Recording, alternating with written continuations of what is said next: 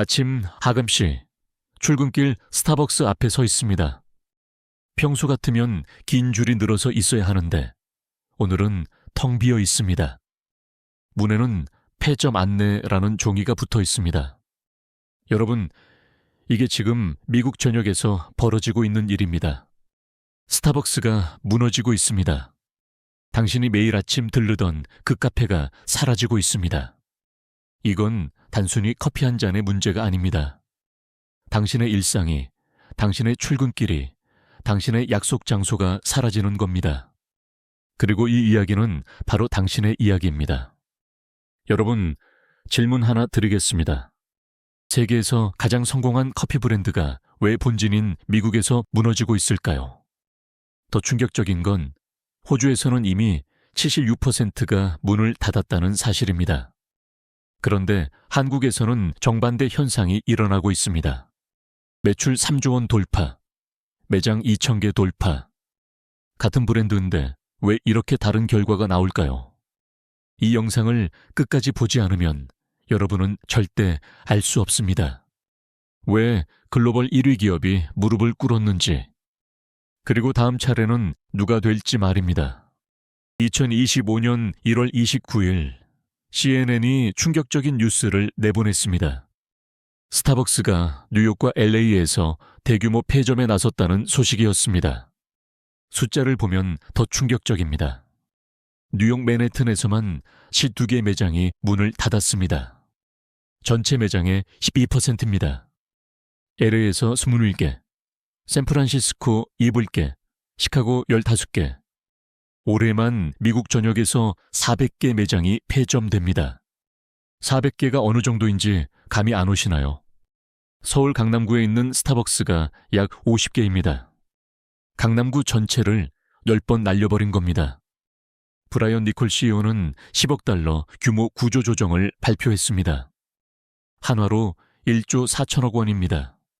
이 돈이 어디로 가는지 아십니까? 8억 5천만 달러는 매장 폐쇄 비용입니다. 1억 5천만 달러는 직원 퇴직금입니다. 올해 초 1,100명을 해고했습니다.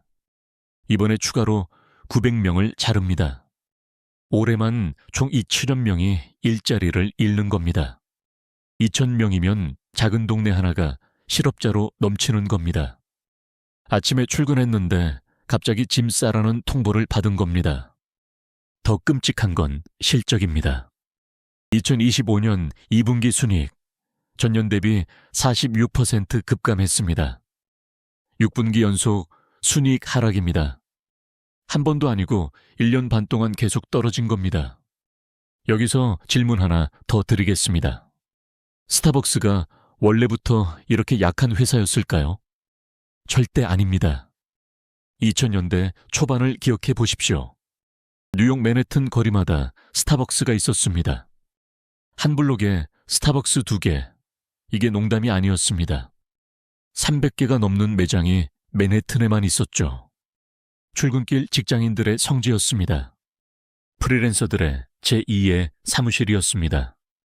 데이트하는 연인들의 약속 장소였습니다. 스타벅스 성공의 상징이었습니다. 그랬던 스타벅스가 왜 무너졌을까요? 첫 번째 이유, 과잉 출점입니다. 스타벅스의 전략은 이랬습니다. 거리마다 매장을 둔다. 언뜻 보면 좋은 전략 같습니다. 고객 접근성이 높아지니까요. 하지만 치명적인 함정이 있었습니다. 같은 동네에 매장이 너무 많으면 어떻게 될까요? 스타벅스끼리 서로 고객을 빼앗아 먹습니다. 이걸 전문 용어로 자기 잠식이라고 합니다. 영어로는 캐니발라이제이션입니다.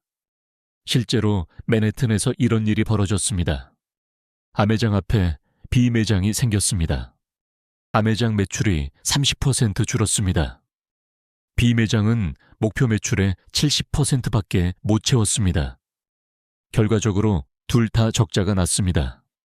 매장을 늘렸는데 오히려 전체 수익이 줄어든 겁니다. 이게 바로 무분별한 확장의 대가입니다.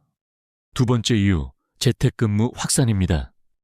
2020년 코로나 팬데믹을 기억하시죠? 모두가 집에서 일하기 시작했습니다. 출근 인구가 급감했습니다. 도심 업무지구가 텅 비기 시작했습니다. 스타벅스는 어디에 집중적으로 매장을 뒀습니까? 바로 도심 업무지구였습니다. 출근길 직장인을 노린 전략이었죠. 그런데 출근하는 사람이 사라졌습니다. 아침 7시에 북적이던 매장이 조용해졌습니다. 점심시간에 줄 서던 사람들이 안 보입니다. 임대료는 그대로인데 손님은 절반으로 줄었습니다. 적자는 당연한 수순이었습니다. 세 번째 이유, 경쟁 심화입니다. 스타벅스가 독주하던 시대는 끝났습니다. 던킨이 공격적으로 매장을 늘렸습니다. 2025년 현재 던킨이 맨해튼 1위를 차지했습니다. 스타벅스를 밀어낸 겁니다. 던킨만이 아닙니다. 로컬 카페들이 급증했습니다. 버블티 전문점, 스무디바, 독립 커피숍. 소비자들에게 선택지가 넘쳐납니다. 더 중요한 건 가격입니다. 스타벅스 아메리카노가 $4 50센트입니다. 던킨은 $2 99센트입니다. 거의 2배 차이입니다. 맛 차이가 2배나 날까요? 대부분 소비자들은 아니라고 답합니다. 결국 가성비가 승리한 겁니다. 여기까지가 미국 이야기입니다. 하지만 더 충격적인 사례가 있습니다. 바로 호주입니다. 2000년 7월 스타벅스가 시드니에 첫 매장을 열었습니다. 성공을 확신했는지 엄청나게 빠르게 확장했습니다. 8년 만에 벌큐 10개 매장을 오픈했습니다. 그런데 2008년 재앙이 시작됐습니다. 87개 중 16개가 폐업했습니다. 폐업률 76%입니다. 700명의 직원이 일자리를 잃었습니다. 7년간 손실액은 1,000억 원이 넘습니다. 전 세계에서 유일한 완벽한 실패 사례입니다. 왜 호주에서 실패했을까요? 이유는 명확합니다. 현지화 실패입니다. 호주 사람들은 특별한 커피 문화를 가지고 있습니다. 시럽 없는 진한 에스프레소를 선호합니다. 작은 동네 카페에 바리스타와 친분을 쌓습니다. 단골 카페에 가는 게 일상입니다. 그런데 스타벅스는 뭘 들고 왔습니까? 달콤한 프라푸치노였습니다. 시럽 가득한 캐러멜 마키아토였습니다. 대형 프랜차이즈 시스템을 들이밀었습니다. 호주인들의 반응은 차가웠습니다. 이건 우리 문화가 아니야. 결국 2014년 위더스 그룹에 사업권을 넘겼습니다. 그런데 신기한 일이 벌어졌습니다. 한국에서는 정반대 현상이 일어나고 있습니다. SEK 컴퍼니, 한국 스타벅스를 운영하는 회사입니다. 2024년 매출 3조 원을 돌파했습니다. 영업이익은 전년 대비 37% 급증했습니다. 매장 수는 150개를 돌파했습니다. 글로벌 3위 국가로 올라섰습니다. 일본을 제쳤습니다. 직원 수도 1년 새 2,100명 증가했습니다. 같은 브랜드인데 왜 이렇게 다를까요? 답은 손정현 대표에게 있습니다. 2022년 취임 후 뭘 했을까요? 완벽한 현지화를 실행했습니다. 리워드 프로그램을 한국인 입맛에 맞게 개편했습니다. 버디패스라는 구독 서비스를 출시했습니다. 한국인들이 좋아하는 혜택 중심 전략입니다. Now 브루잉 서비스를 도입했습니다. 주문하면 즉시 만들어주는 시스템입니다. 기다리기 싫어하는 한국인에게 딱 맞습니다. 키오스크도 먼저 도입했습니다. 글로벌 본사보다 빨랐습니다. 한국 소비자를 먼저 생각한 겁니다. 결과는 어땠습니까? 신세계그룹 핵심 계열사로 부상했습니다. 본사를 명동에서 강남 센터필드로 이전했습니다. 정용진 회장 집무실이 있는 곳입니다. 이게 무슨 의미일까요?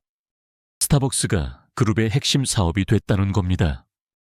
정용진 회장이 직접 말했습니다. 초격차 전략으로 간다. 한국 스타벅스는 이제 테스트베드가 됐습니다. 글로벌 본사보다 한 발 앞서갑니다. 새로운 서비스를 먼저 시도합니다. 성공하면 글로벌로 확산시킵니다. 커피업계 관계자가 말했습니다. K스타벅스는 브랜드 혁신의 테스트베드다. 자, 지금까지의 이야기를 정리하겠습니다. 스타벅스 실패의 공식이 있습니다. 첫째, 과잉 출점으로 자기 잠식. 둘째, 현지 문화 무시. 셋째, 경쟁 과소평가. 넷째, 변화 거부. 반대로 성공의 공식도 있습니다. 첫째, 철저한 현지화. 둘째, 고객 경험 혁신. 이 이야기가 왜 중요할까요? 과거의 성공이 미래를 보장하지 않기 때문입니다. 노키아를 기억하십니까? 코닥을 기억하십니까? 모두 변화를 거부하다 사라졌습니다. 스타벅스도 같은 길을 걷고 있습니다. 다음 영상에서는 던킨의 역습을 다루겠습니다. 구독과 좋아요는 큰 힘이 됩니다. 여러분의 생각은 어떠신가요?